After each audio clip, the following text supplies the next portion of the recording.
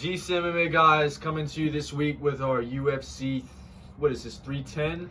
UFC 310, Asakura versus Pantoja breakdown, boys. No UFC last week. Obviously it sucks, but we hope you had a good time with the family. Boys, we're just trying to ride this year out, get these last two cards done, and then we're going to take, the month off between the end of December and the beginning of January. We're really going to try to recalibrate GCMMA Season 2. We were fucking around this last year, boys. Let's be completely honest. We want to take this shit more seriously coming up in the next year. We've been thinking about different things we can incorporate to make the videos better and stuff, so stay tuned for that, boys. But let's get into it. Yeah, this shit's all about trial and error, boys. You just got to try different things, and if it works, keep going with it. And we're going to be cooking up this last month.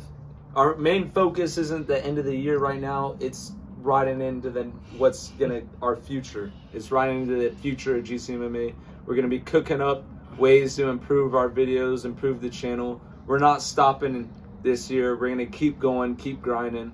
It is what it is, boys. But we're hot as fuck right now with our NFL plays. We're not trying to advertise anything about our picks, but I'm hot right now, and I'm trying to ride that into the UFC plays, boys.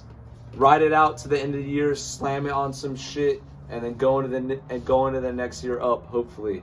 But starting off for UFC 310, first fight of the early prelims, we've got Kennedy Nzechukwu on short notice versus Lucas Bresky. I'm just gonna go Kennedy Nzechukwu in this one because Lucas Bresky just fucking flat out sucks. I wouldn't really put money on this fight, to be honest, because both of these guys are the bottom of the barrel of UFC fighters. These are not good fighters in any way. But I'm gonna go Kennedy in this one, boys. I'm going to go Lucas Bresky in this one, boys. He's the underdog. If this was a little bit closer in terms of odds, I'd probably go with Kennedy. But the fact that Kennedy is minus 600 because he kicked Chris Barnett's ass. That doesn't mean anything. He hasn't fought an actual heavyweight yet. And I get it. It was Walter Walker. But Lucas Bresky has shown... Walter Walker is predominantly a grappler. And Lucas Bresky was able to take him and hold him down.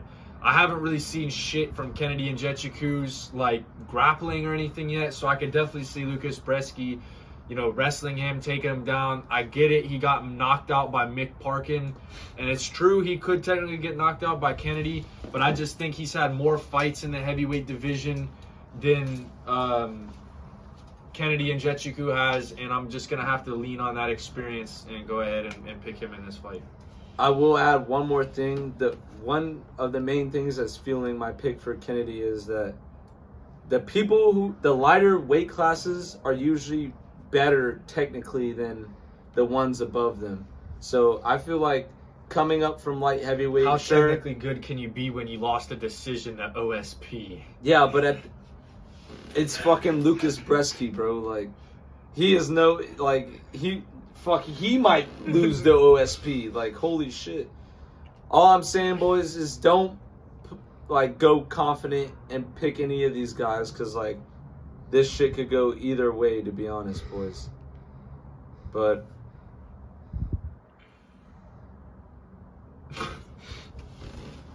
it's on that. Moving on. Second fight on the card, we've got Clay Guida versus Chase Hooper.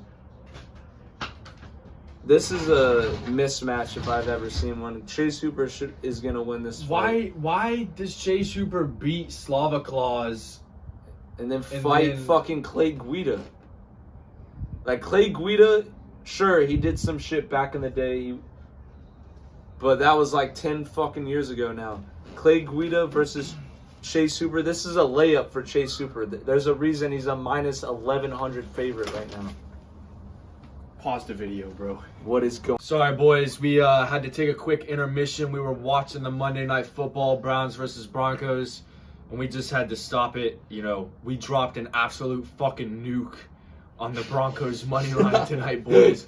So we had to go ahead and take a quick intermission from the video and go finish that game. And I don't know how many of you guys watch NFL, but that was a fucking game. That was a fucking game, boys. We both just made $1,000 each, boys. We had to stop the video because we tried to get the video done during halftime, but shit got fucked up, and we ended up recording the video with like 2 minutes left until the third quarter started. So we just finished the prediction, went back inside, and we won $1,000. Now we're sparking cigars and we're drinking beers and we're getting active, boys. This is our fucking momentum going into this card. We're about to sweep this whole fucking card. I don't give a fuck, bro. We're up $1,000 on a Monday night footy game. We're literally drinking beers with the boys and making $1,000. What more can you fucking ask? Boys, back to the Slava Claus and the not fucking Slava Claus. Back to the Clay Guida and Chase Hooper fight. No, he said it's probably not worth it at 1,100. I'd agree with that. Honestly, obviously I'm going to go with Chase Hooper, but I think that over 1.5 rounds might be a good prop. Clay Guida hasn't gotten finished in his last few fights. And I think if these guys are wrestling, it might be difficult for Chase Hooper to find a submission early. But that's my take on that fight. Yeah, that's definitely probably the best play you can even do on this fight, to be honest. Like, Chase Hooper is a super big favorite, which he deserves to be. He's not losing this fight. Clay Guida sucks. But as much as he sucks, he's a tough guy. I feel like he could probably stay in there for 1.5 rounds. So that's a decent prop to play on this, but I wouldn't advise hammering that. But moving on, we've got fucking Michael Chiesa versus Max Griffin. Holy shit. I'm going Max Griffin, boys. I don't think I've ever thought I would ever say this in my lifetime, but I'm going Max Griffin. Okay. Michael Chiesa sucks. Guys, sucks bad. It's like kind of hard to not be impressed by someone finishing Tony Ferguson these days, and I get it. You know, Michael Chiesa submitted him in the first round, but I still felt like Michael Chiesa looked like shit in that fight. Max Griffin surprised me. I counted him out against Jeremiah Wells, and he honestly kept a pretty good fight. You know, his striking's decent, and Michael Chiesa does not have the greatest chin by any means at all. So, do I see this going a distance? Probably, but I'm not playing any sort of over-under prop on this. I'm just going to go straight Max Griffin on the money line. Michael Chiesa did not look like shit against Tony Ferguson. Sure, he got the win, but it's fucking Tony Ferguson at this point in his career. Tony Ferguson just fights for paychecks. He's not trying to win fights.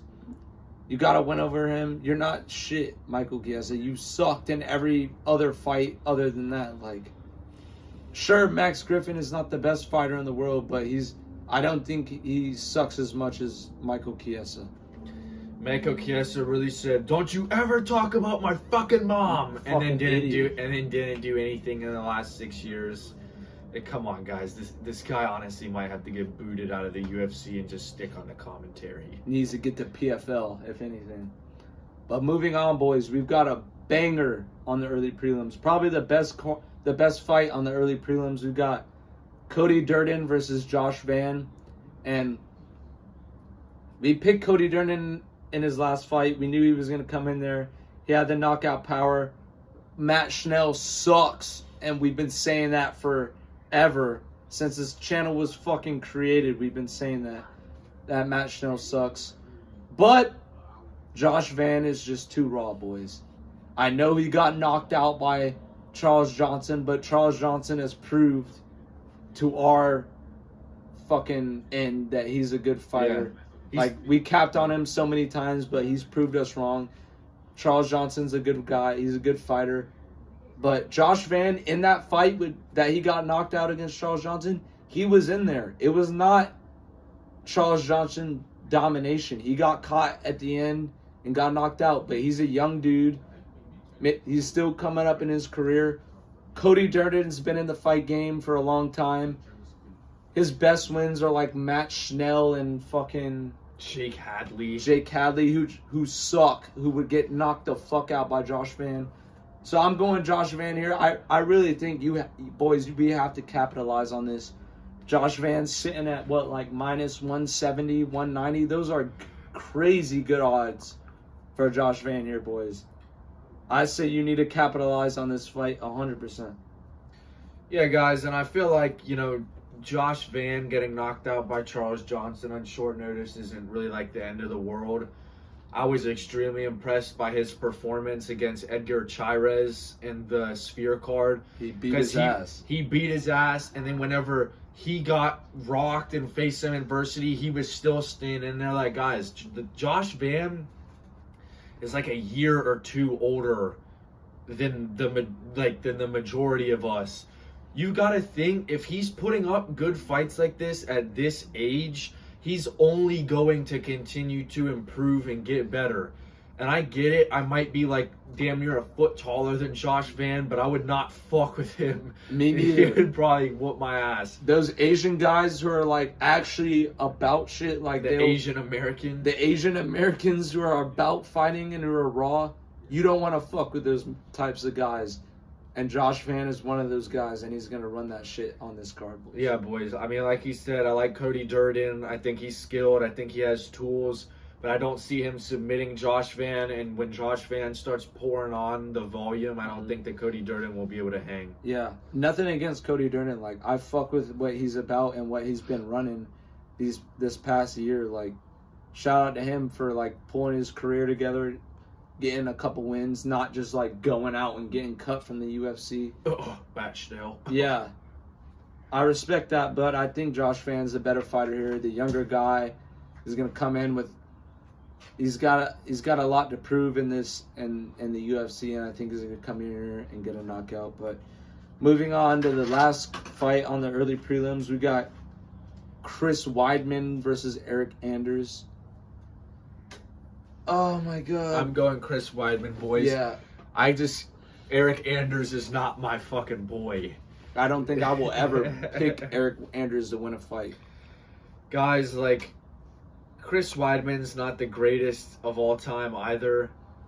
But, the fact that Eric Anders got dropped by fucking Jamie Pickett. Jamie Pickett sucks. Dick. Like, you guys have got to be absolutely kidding me with that bullshit. Like, I think Chris Weidman, this might be his retirement fight. He might be going out, but I think he can definitely stand in front of Eric Anders and take whatever he has to give. And obviously, yeah, his leg might be messed up, but he's, at the end of the day, he's still a fucking collegiate wrestler with a bunch of good accolades. So I'm not seeing your boy fucking being able to take him down and hold him down, guys. I'm going Chris Weidman. Yeah, and I know MMA math is not like a real thing, but I know Chris Weidman beat Bruno Silva via eye pokes and a bunch of bullshit, but I honestly would pick Bruno Silva to kick Eric Anders' ass. Eric Anders sucks. Like, I can't recall other than a KO over one of the Dawkins brothers. I can't recall shit that he's ever done in the UFC that has made me impressed. A KO over any of the Dawkins brothers doesn't mean shit.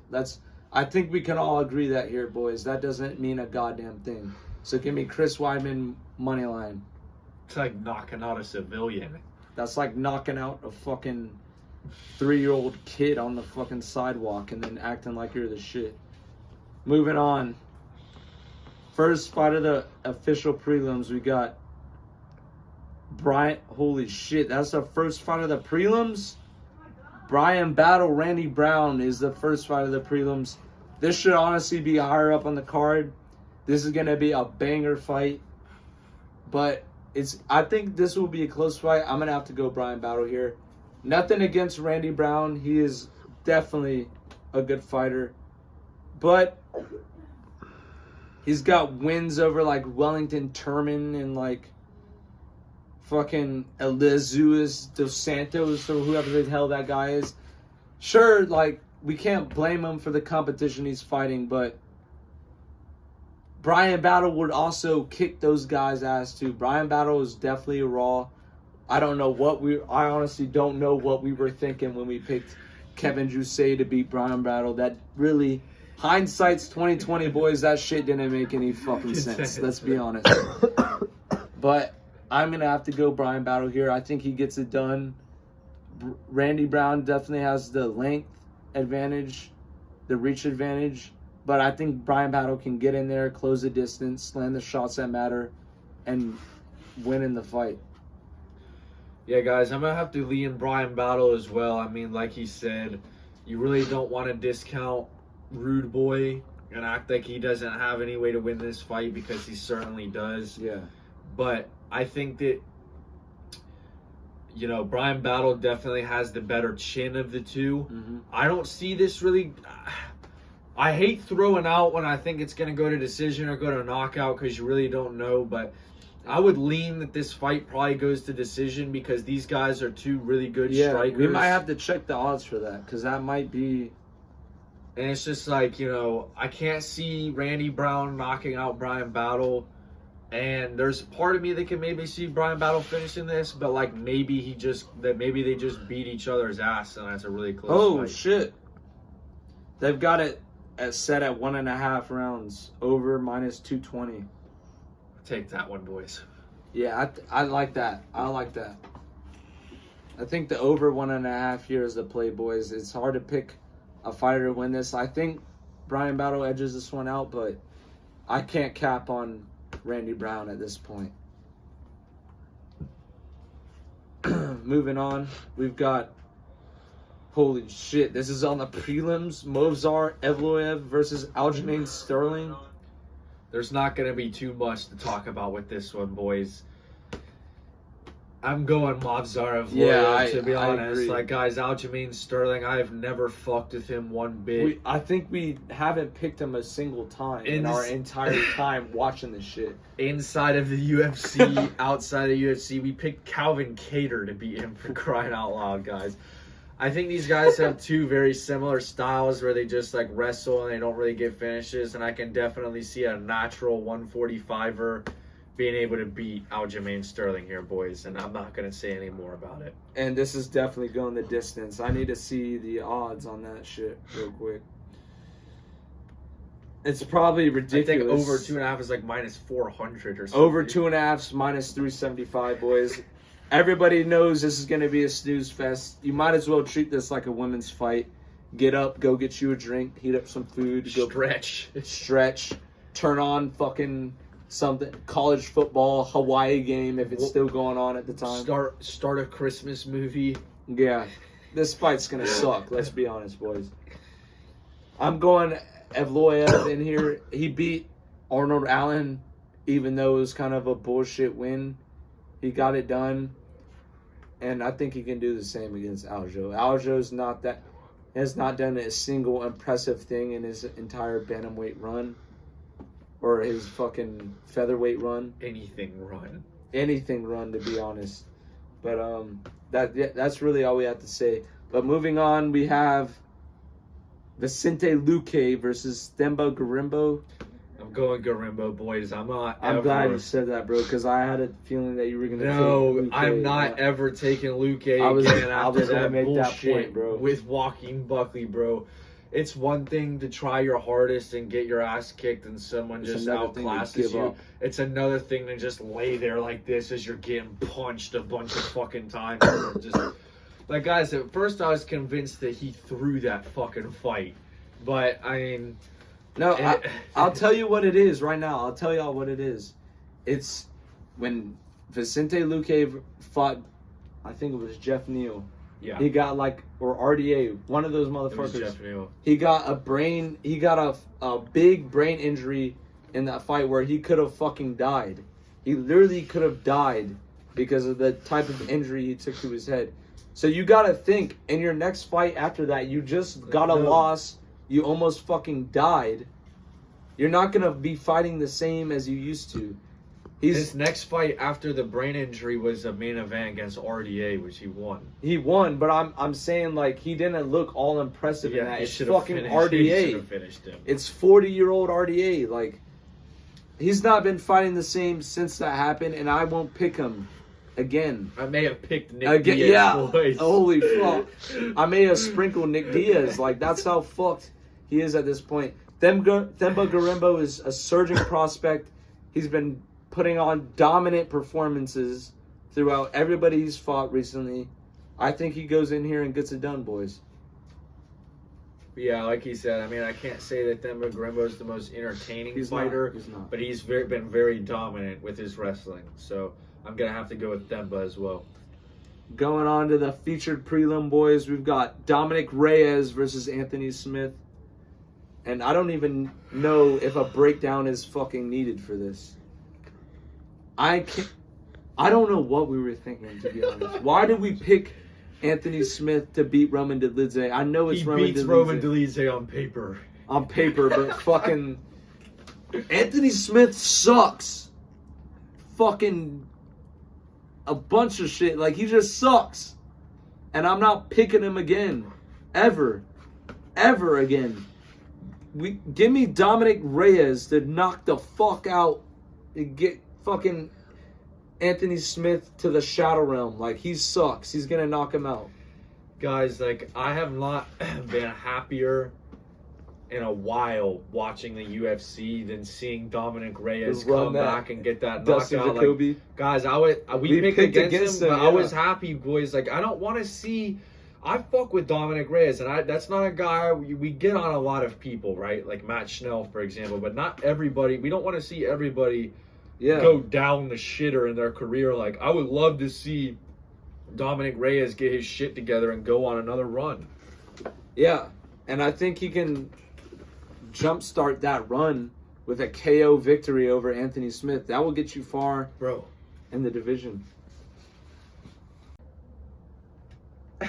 Oh, okay, boys. Okay, enough of the fucking bullshit.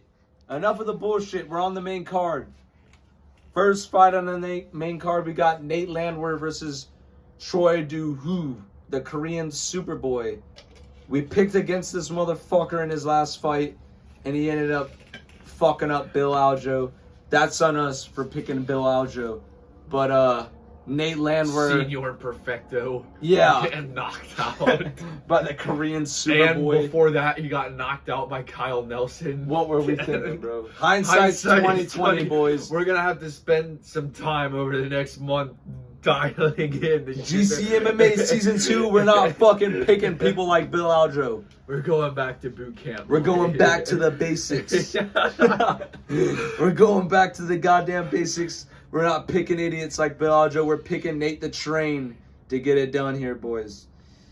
When it comes down, like, this fight ultimately is going to be down to who's the toughest motherfucker in the octagon. Because both of these guys like to swing big and swing heavy in these fights. But Nate the Train is no Bill Aljo. He's not going out like a pussy. If Nate the Train survived against Dan Ige, he's surviving against the goddamn Korean Superboy. Are you kidding me? I just saw some shit on Instagram saying that Nate the Train was saying this fight is a must-win for his family. He needs to pay something off or do something. I would not come between a motherfucker like Nate Landwehr and his family. Yeah, I'm not betting against that. I'm taking Nate the Train all the way. I might have to slam his money line. I'm really thinking it. We're coming off a fucking $1,000 victory on Monday Night Football. We might have to ride that. We might have to ride that into the Saturday night plays, boys. I'm not fucking kidding. Nate the Train is not losing this fight. Mark my words. Yeah, guys, like I said, I mean, Nate the Train, he's pretty entertaining. He's very good. He was a 2-1 underdog against Jamal Emmers, and we picked him. He knocked him out in the first round. And like I said again, against Dan Ige, you're not getting knocked out by someone like Dan Ige. How the hell are you going to get knocked out by the Korean Superboy? And I know that's pretty much I'm circling now, but that's really all I have to say about this. That's fight. Literally all it comes down to. We're not picking no fucker named the Korean Superboy against Nate the Train. Are you kidding me? Nate the Train money line all the way, boys. Next up on the card, I don't even know how the fuck this is on the main event. Bryce Mitchell versus Kron Gracie. Kron Gracie sucks. I'm surprised they brought him back for another fight after the Charles Jordan. 5-2, 36-year-old Kron Gracie's on the main card, boys. Like, I get it. Like, Henzo Gracie and those fucking 30 years ago. he did a lot of favors for the company, so I get it. They got to give his nephew or whatever like a shot. But I mean, come on, boys. They got to cut it off after this shit because Kron Gracie, what's his nickname? Something fucking stupid. Yeah, go to Tapology real quick and see what his fucking nickname is. Something fucking stupid, bro. Like Megacron or something. Oh, bro. If that's the case, I'm slamming. I don't even think this guy has a fucking nickname. No, he had something before that was really stupid, bro.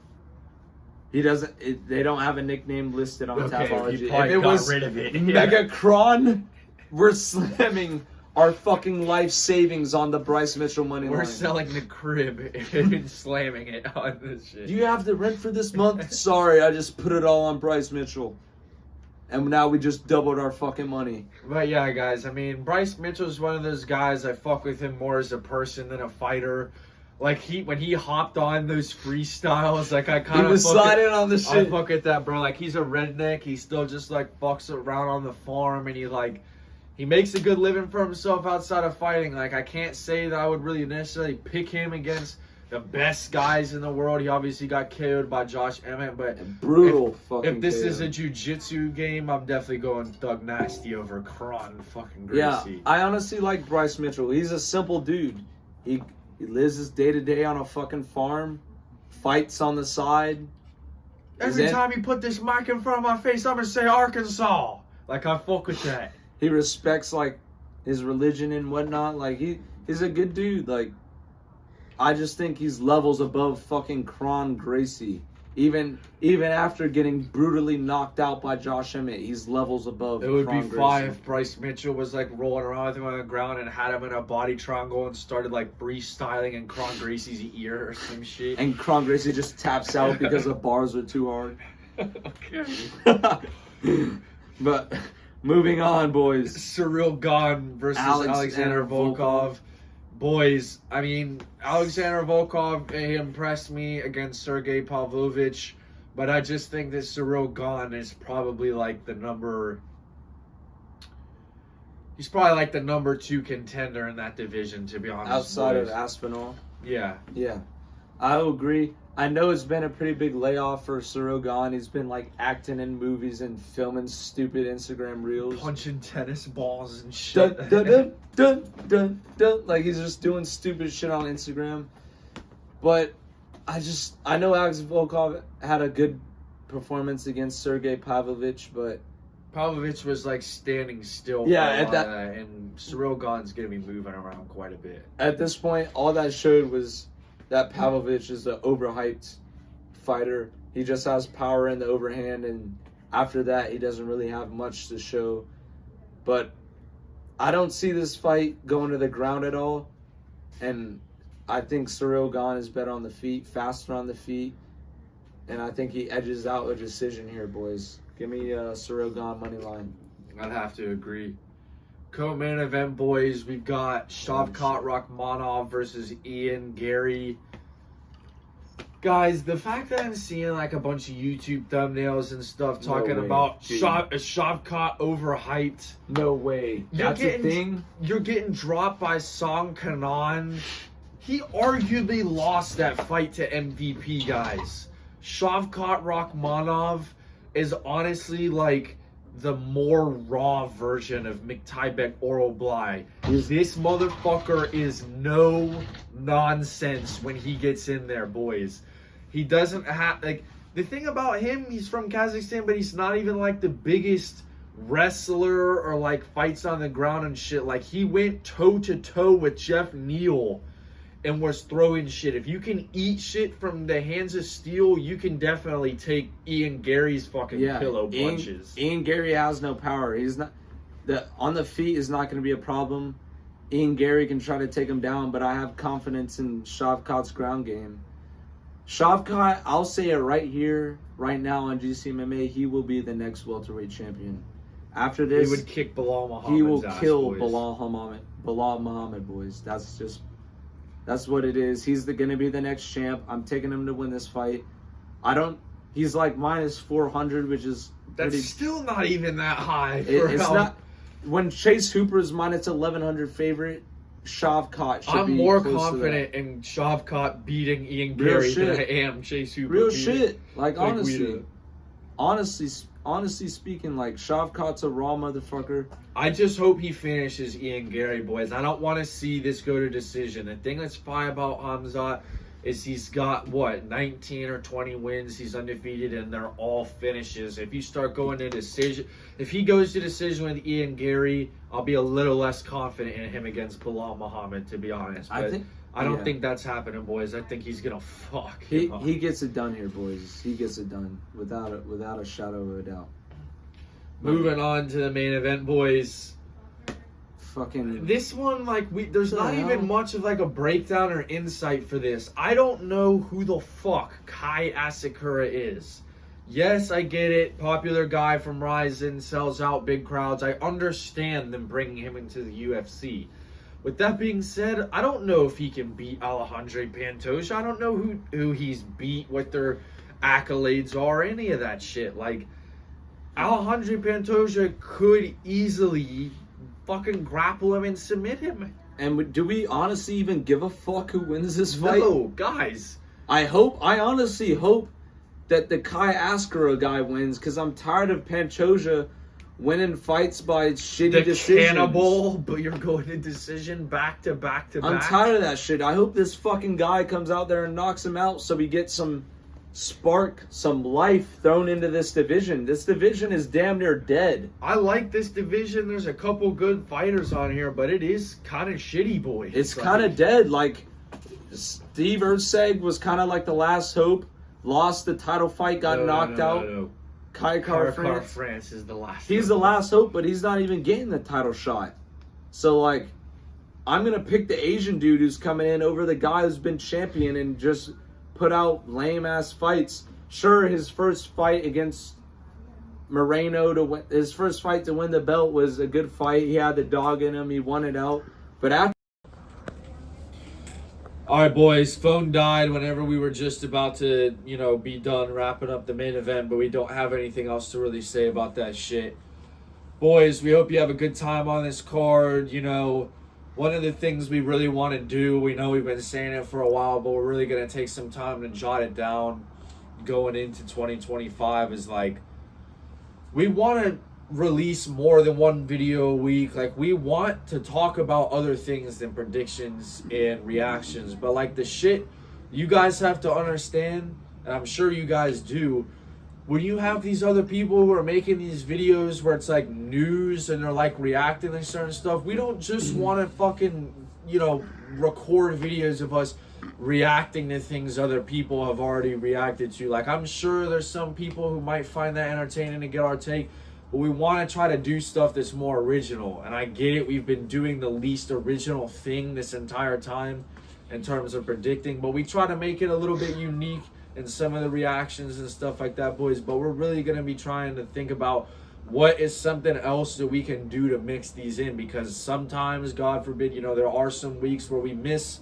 I think we missed maybe 3 predictions videos this entire year, which I'm not happy about that. He's not happy about it, and we just have made some mistakes in the recording process, guys, and that's some shit that we're definitely trying to change. And we're gonna try to make it so that we're dropping reactions to each card, because sometimes the reactions get damn more views than the predictions do. So we just want you boys to know we don't come here every week and just record the videos and upload them and forget about it. It's guys, we're trying to build something here. We're trying to build something, boys, and this was really this first year. We had never talked on camera or done any of this shit, boys, and while it may not seem that crazy, I know he is too, guys, we're happy with 300 subscribers. We were not posting on our personal social medias talking about, yo, we started a channel, go sub to us. No promotion. We started just uploading shit, doing the SEO descriptions, tags, uploading shorts, doing the stupid thumbnails. We started this shit from scratch, and I get it, it's not the world record, but I'm still proud of the fact that we literally we're still recording on a phone. We're recording on the back porch. Like we've literally just half-assed this pretty much for the entire year, and we've seen some success. So all that does is it motivates us. When we really lock in this next year, boys, it's gonna be fucking crazy because there's a ton of people out here who give out bets and they have their communities and shit. Boys, we are trying to do something fucking crazy in these next few years. I'm not gonna give false promises and stuff, but just know, boys, like we are going to be taking this extremely seriously going into the next year, and we're really gonna try to take this bitch off the ground. Yeah, like the fact that we even have grown as much as we did, like that shit means the world to us. Like we're not stopping here though. We're gonna be cooking up for the rest of the year, figuring out ways to improve the channel, make more video ideas, all of this shit just so we can improve our channel, and we're gonna be improving our picks too. Like my goal going into the next year is to not miss a single prediction and to get more picks right and win more fucking money than we did this year. Yeah. We're gonna fucking lock in for you guys, and we're gonna get shit done this upcoming year. GCMMAs, we're not done. We're honestly riding into this next year with a momentum. Like, we're not fucking giving up, boys. And just stick with us. Keep giving us the love in the comments. We love seeing it. And we'll see y'all, boys, in the next card. But those of you who made it this far into the video, we have an announcement to make. We will be in attendance for the last card of the year, UFC fucking Tampa, Joaquin Buckley versus Colby Covington. We will be in the arena. So if you will be there, type in the comments right now. We are down to meet up with you and do some shit. Like dead ass. We don't give a fuck. Right now, if you're pulling up to the event, comment. We will be there. We will be there. Let's do something. Like, I'm down to meet the first fan. How fucking crazy. What kind of story is it that our first fan we meet is in our home city at our home card event? Like, boys, if you guys happen to be there, please let us know. Let's do some funny shit. Let's get a crazy parlay going. Fuck it. We'll be there, boys, and I'm hyped as fuck for it. It'll be the first event that I will witness in Tampa. Our second UFC event. We saw the first one in Orlando a couple years back, but this will be the first one in Tampa. And our fucking city, Tampa Bay. So best believe we're going to show out, and best believe we're going to pull up with parlays out the wazoo, boys. We're fucking running it for UFC Tampa. Stay tuned for the prediction video. Yeah, boys, drop your picks in the comments. Once again, the couple of you guys who made it this far in the video, I know sometimes we keep talking, but boys, when we go over a week without recording, sometimes we just have shit. We gotta let it out. Sorry, boys. Yeah, fucking sue me. But anyways, boys, we hope you enjoyed this card. We appreciate you spending some time. Drop your picks in the comments. Appreciate all the love, guys, and GCMMA out. See y'all, boys.